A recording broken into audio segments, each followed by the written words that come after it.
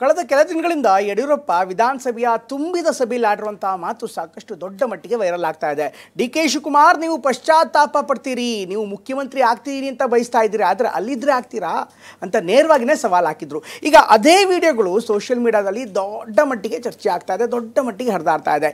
ಈ ಎಲ್ಲ ಬೆಳವಣಿಗೆಗಳ ನಡುವೆ ಡಿ.ಕೆ. ಶಿವಕುಮಾರ್ ಅವರನ್ನ ಕಟ್ಟಿ ಹಾಕೋದಕ್ಕೆ ಅವರ ಪಕ್ಷದಲ್ಲೇ ಅನೇಕರು ತಂತ್ರಗಾರಿಕೆಯನ್ನು ಮಾಡ್ತಿದ್ದಾರೆ.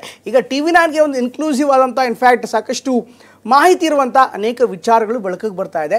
ಅದೇನಾಗ್ತಾ ಇದೆ, ಕೇವಲ ಅವರ ಮುಖ್ಯಮಂತ್ರಿ ಸ್ಥಾನ ಅಷ್ಟೇ ಅಲ್ಲ, KPCC ಅಧ್ಯಕ್ಷ ಸ್ಥಾನಕ್ಕೂ ಕೂಡ ಈಗ ಗಟ್ಟಿಯಾಗಿ ಕೊಕ್ಕೆ ಹಾಕುವಂಥ ಪ್ರಯತ್ನ ನಡೀತಾ ಇದೆ. ಇದಕ್ಕೆ ಸಂಬಂಧಪಟ್ಟಂಥ ಡೀಟೇಲ್ ಆಗಿರುವಂಥ ಸ್ಟೋರಿ ಇಲ್ಲಿದೆ.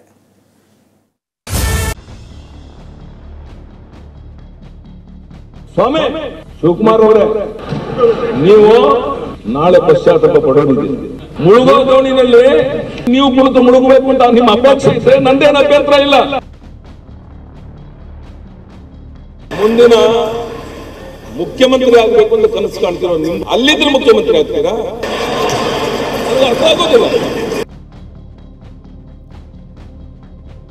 ಮಾಜಿ ಸಿಎಂ ಯಡಿಯೂರಪ್ಪ ಬರೋಬ್ಬರಿ 6 ವರ್ಷಗಳ ಹಿಂದೆ ವಿಧಾನಸಭೆಯಲ್ಲಿ ವಿಶ್ವಾಸಮತ ಯಾಚನೆ ಸಂದರ್ಭದಲ್ಲಿ ಆಡಿದ ಈ ಮಾತು ಈಗ ಸೋಷಿಯಲ್ ಮೀಡಿಯಾದಲ್ಲಿ ಕಾಡ್ಗಿಚ್ಚಿಗಿಂತ ವೇಗವಾಗಿ ಹರಡಿದೆ.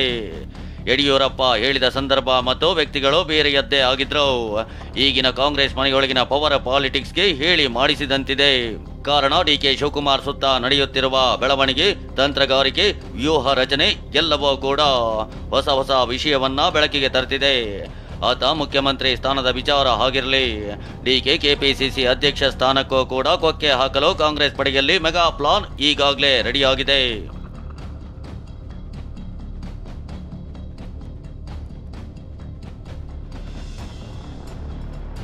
ಸಂಘಟನಾ ಚಿತ್ರ ಎಂಬ ಅಡಿಬರಹದೊಂದಿಗೆ ತಮ್ಮ ನಾಯಕತ್ವ ಗಟ್ಟಿಗೊಳಿಸಿಕೊಂಡಿರುವ ಡಿ.ಕೆ. ಶಿವಕುಮಾರ್ಗೆ ಇನ್ನೊಬ್ಬ ಸಂಘಟನಾ ಸಾಹುಕಾರ್ ಸತೀಶ್ ಜಾರಕಿಹೊಳಿ ಸವಾಲು ಹಾಕಿದ್ದಾರೆ.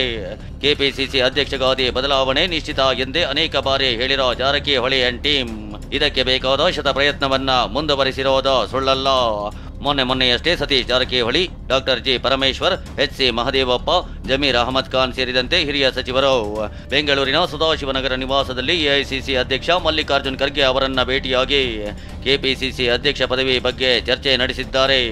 ಈ ವೇಳೆ ಹೊಸ ಅಧ್ಯಕ್ಷರ ನೇಮಕಾತಿ ಬಗ್ಗೆ ಒತ್ತಡ ಹೇರಿ ಉದಯಪುರ ಡಿಕ್ಲರೇಷನ್ ಪ್ರಕಾರ ಒಂದು ವ್ಯಕ್ತಿ ಒಂದು ಹುದ್ದೆ ಪಾಲಿಸಿ ಅನುಷ್ಠಾನಕ್ಕೆ ಆಗ್ರಹ ಮಾಡಿದ್ದಾರೆ.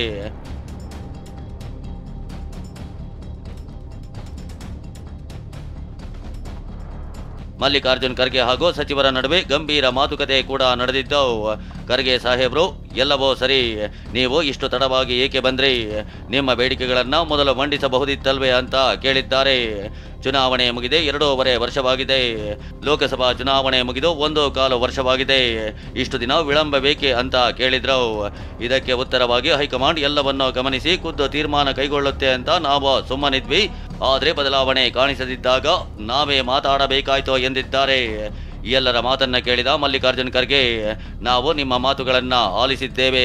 ಸದ್ಯ ಬಿಹಾರ ಚುನಾವಣೆ ಮುಗಿಯುವವರೆಗೂ ಯಾವುದೇ ನಿರ್ಧಾರವಿಲ್ಲ. ನವೆಂಬರ್ ಬಳಿಕ ಮುಂದಿನ ಚಿಂತನೆ ಮಾಡೋಣ ಅಂತ ಹೇಳಿ ಕಳುಹಿಸಿದ್ದಾರೆ.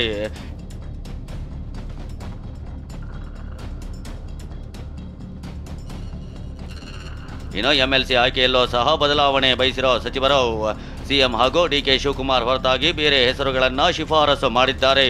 ಈ ವೇಳೆ ಖರ್ಗೆ 4 ಹೆಸರುಗಳನ್ನ ಬದಲಾಯಿಸುವ ಬಗ್ಗೆ ಅಷ್ಟಾಗಿ ಒಲವು ತೋರಿಲ್ಲ. ನಾನೇ ಸಹಿ ಹಾಕಿ 4 ಹೆಸರು ಅಂತಿಮಗೊಳಿಸಿ ಆದೇಶ ಹೊರಡಿಸಿದ ಬಳಿಕ ಈಗ ಮತ್ತೆ ನಾನೇ ನನ್ನ ಆದೇಶವನ್ನ ಹೇಗೆ ಬದಿಗೆ ಸರಿಸಲಿ ಅನ್ನೋದು ಖರ್ಗೆಜಿ ಅಭಿಮತ. ಹೀಗಾಗಿ ಹಳೆ 4 ಹೆಸರುಗಳೇ ಅಂತಿಮಗೊಂಡ್ರೋ ಅಚ್ಚರಿ ಏನಿಲ್ಲ.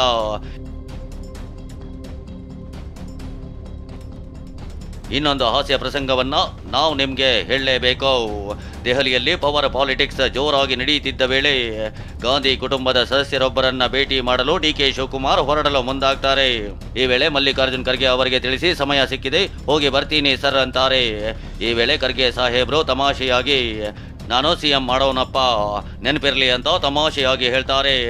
ಆಗ ನಾಯಕ, ಹೌದು ಸರ್ ನೀವು ನಮ್ಮ ಲೀಡರ್ ಅಂತ ಡಿ.ಕೆ. ನಮಸ್ಕರಿಸುತ್ತಾರೆ. ಅಲ್ಲಿದ್ದವರು ನಕ್ಕು ಸುಮ್ಮನಾಗ್ತಾರೆ. ಹೀಗೆ ಕೈಮನೆಯಲ್ಲೀಗ ವಿಶೇಷತೆಗಳಿಗೇನೋ ಕೊರತೆ ಇಲ್ಲ.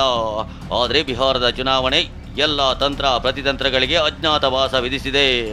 ಹೀಗಾಗಿ ನವೆಂಬರ್ ಬಳಿಕವಷ್ಟೇ ರಣರಂಗ ಪ್ರವೇಶ. ಪ್ರಸನ್ನ ಜೊತೆ ಪ್ರಮೋದ್, TV9 ಬೆಂಗಳೂರು.